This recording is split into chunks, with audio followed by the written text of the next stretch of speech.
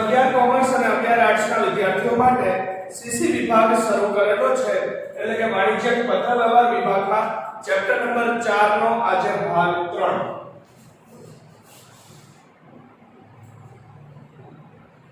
ધોરણ 11 કોમર્સ તેમજ 11 આર્ટ્સ વિષય એસપીસીસી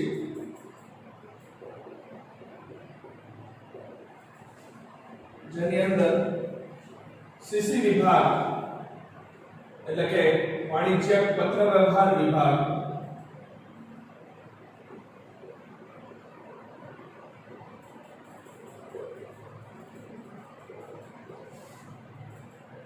એ સીસી વિભાગનો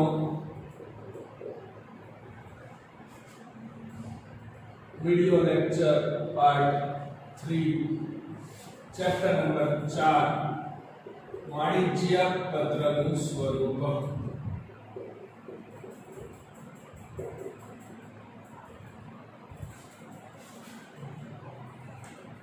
હવે વાણિજ્યક પત્રોના કાયમી ભાગો આપણે ભણતા હતા। લાસ્ટ લેક્ચરમાં આપણે વેપાર ધંધાના હેતુસર લખાયેલા એટલે કે વેપાર અને વાણિજ્યના હેતુસર લખાયેલા કોઈ પણ પત્રમાં જે કાયમી ભાગો સમાવિષ્ટ હોય છે એ કાયમી ભાગોની આકૃતિ અને એમાંના મુખ્ય બે ભાગ, પહેલો ભાગ શીર્ષક એટલે કે મથાળું હેડિંગ અને બીજો કાયમી ભાગ તારીખ, એનો આપણે વિગતવાર થિયરિકલ પરિચય મેળવ્યો છે।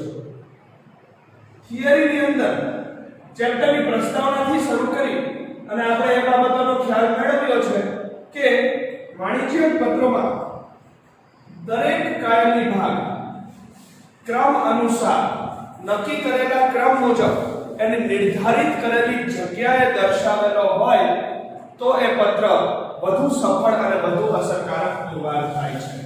પહેલો ભાગ એ પેજની બરાબર મધ્યમાં શીર્ષક એટલે કે મથાળું અથવા તો હેડિંગ, એના વિશે આપણે જોયું। ત્યાર પછી બીજો મુખ્ય ભાગ તારીખનો ભણ્યા અને હવે વાત આવે છે વાણિજ્યક પત્રના ત્રીજા કાયમી ભાગની, એ છે આંતરિક સરનામું। બરાબર, આ પહેલો ભાગ શીર્ષક આપણે જોયું લાસ્ટ સેશનમાં, ત્યાર પછી બીજો મુખ્ય ભાગ તારીખ, એનો પણ આપણે અભ્યાસ કર્યો। બરાબર, હવે આવે છે વાત આંતરિક સરનામું, જે ડાબી બાજુ હાંસિયાને અડીને તારીખ લખ્યા પછી એક લીટી છોડીને એ દર્શાવવામાં આવે છે। બરાબર, આ છે વાણિજ્યક પત્રનો ત્રીજો કાયમી ભાગ, એ આંતરિક સરનામું। આંતરિક સરનામું, આંતરિક સરનામું હંમેશા મેળવનારનું હોય છે। પત્ર મેળવનારમાં જે કોઈ વ્યક્તિ, પેઢી કે સંસ્થા કે કંપની છે એ મેળવનારનો ઉલ્લેખ આંતરિક સરનામામાં થાય છે। તો થિયરી ભણીએ હવે આપણે 7 ભાગો સમજવાના છે। એમાં વાણિજ્યક પત્રના કાયમી ભાગોમાં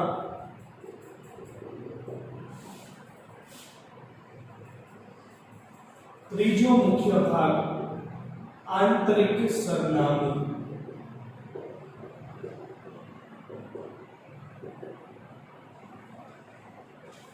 આંતરિક સરનામું જુઓ, આ ભાગમાં પત્ર મેળવનારનું સરનામું લખવામાં આવે છે।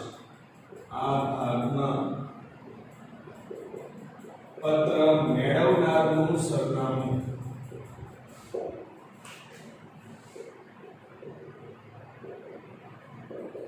લખાય છે। વાણિજ્યક પત્રના આ ત્રીજા કાયમી ભાગની અંદર એટલે કે આંતરિક સરનામાના ભાગની અંદર મેળવનારના સરનામાનો ઉલ્લેખ થાય છે। બરાબર, પત્ર મેળવનારમાં જે કોઈ હોય, વ્યક્તિ, પેઢી, બેંક અથવા સંસ્થા, એ વ્યક્તિ અથવા પેઢી અથવા બેંક અથવા સંસ્થા, બરાબર, કે કોઈ વેપારી, એ મેળવનારનું સરનામું અહીંયા લખાય છે। પત્ર જે રિસીવ કરે છે, લખનાર વ્યક્તિ પત્ર લખીને મોકલે અને સામે જે એને મેળવનાર છે, રિસીવર છે, એ મેળવનારમાં જે કોઈ પણ હોય, કોઈ એક વ્યક્તિ હોય, પેઢી હોય, સંસ્થા હોય, કંપની હોય, બેંક હોય, વીમા કંપની હોય કે વેપારી હોય, એ મેળવનારના સરનામાનો છે. બરાબર?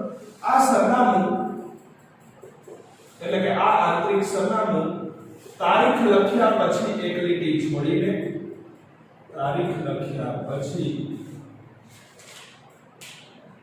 એક લીટી છોડીને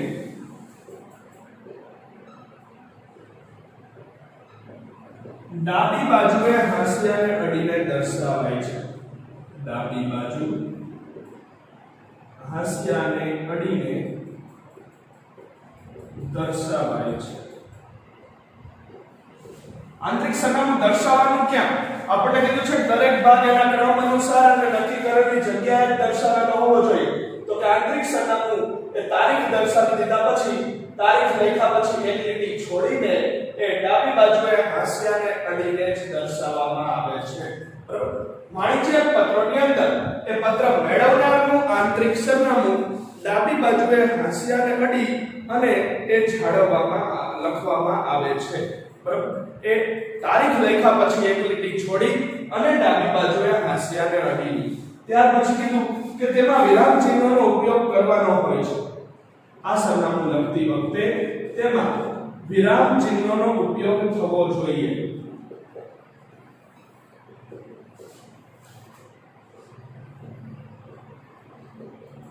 એ મેળવનારના સરનામાના ભાગની અંદર જ્યારે એમાં જે કોઈ પણ વિરામ ચિહ્નો લખવાની જરૂર પડે, અલ્પવિરામ, પૂર્ણવિરામ, કોઈ સંખ્યાત્મક એ માહિતી, ત્યારબાદ સંખ્યા લખ્યા પછી અલ્પવિરામ, એ અલ્પવિરામ, પૂર્ણવિરામ તમામ વિરામ ચિહ્નોનો ઉપયોગ આંતરિક સરનામાની અંદર થવો જોઈએ. જ્યારે કોઈ એક વ્યક્તિને સંબોધીને પત્ર લખાતો હોય ત્યારે તેનું નામ અને તેનો હોદ્દો બંને લખવામાં આવે છે. જુઓ, આંતરિક સરનામામાં કોઈ પેઢી કે સંસ્થા ન હોય પણ વ્યક્તિ હોય. પત્ર મેળવનારમાં આપણે જોયું એમ કોઈ પેઢી, સંસ્થા કે કંપની ન હોય પરંતુ કોઈ વ્યક્તિ હોય તો એની અંદર વ્યક્તિનું નામ અને એનો હોદ્દો બંને લખાય છે. એમાં અહીંયા કીધું છે કે જો પત્ર મેળવનાર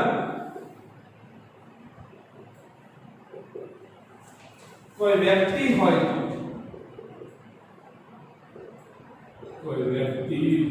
તો આંતરિક સરનામામાં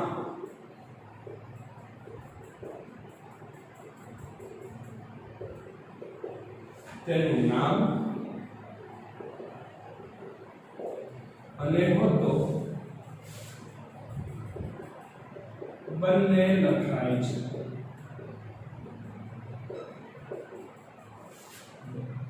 આંતરિક સરનામાની અંદર કોઈ પેઢી નથી, કોઈ સંસ્થા નથી, કોઈ કંપની નથી, પરંતુ એના બદલે મેળવનારમાં કોઈ વ્યક્તિ છે. બરાબર? તો એ વ્યક્તિનું નામ અને એનો હોદ્દો બંને લખાય છે. દાખલા તરીકે અહીંયા શ્રીમાન જે કે શર્મા, મેનેજર શ્રી,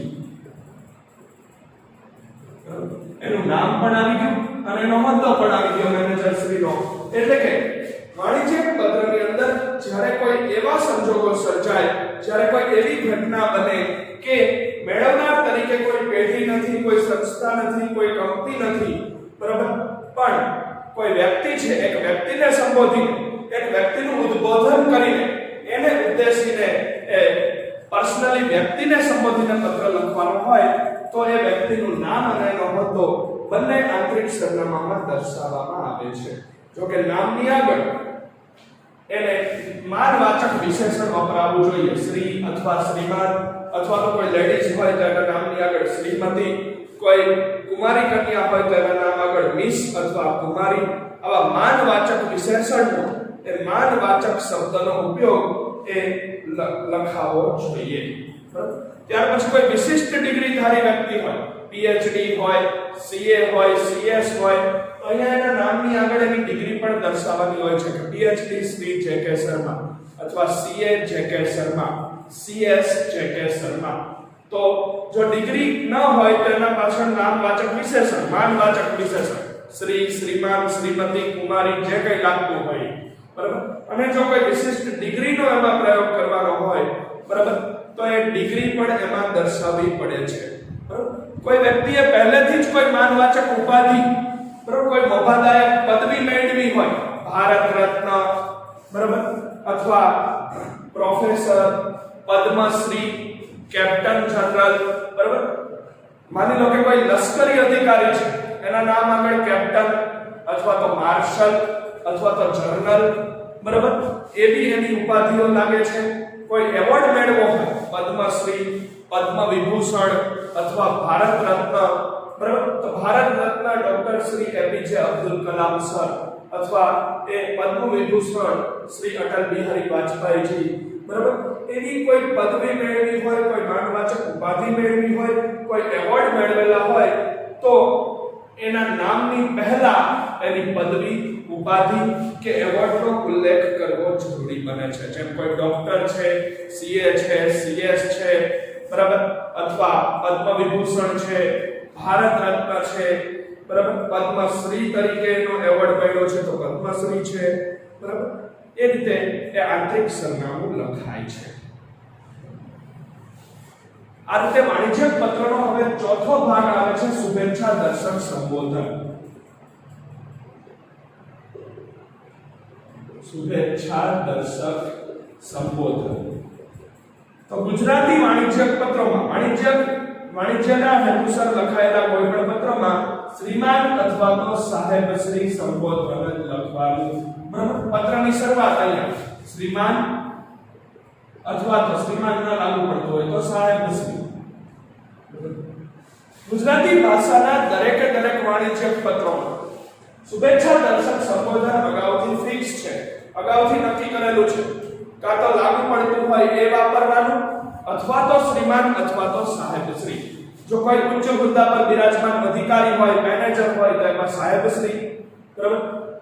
પ્રમુખ હોય ગ્રામ પંચાયતના, તાલુકા પંચાયતના, જિલ્લા પંચાયતના કે નગરપાલિકાના તો એની અંદર સાહેબશ્રી. વીમા કંપનીના મેનેજર હોય તો એની અંદર સાહેબશ્રી.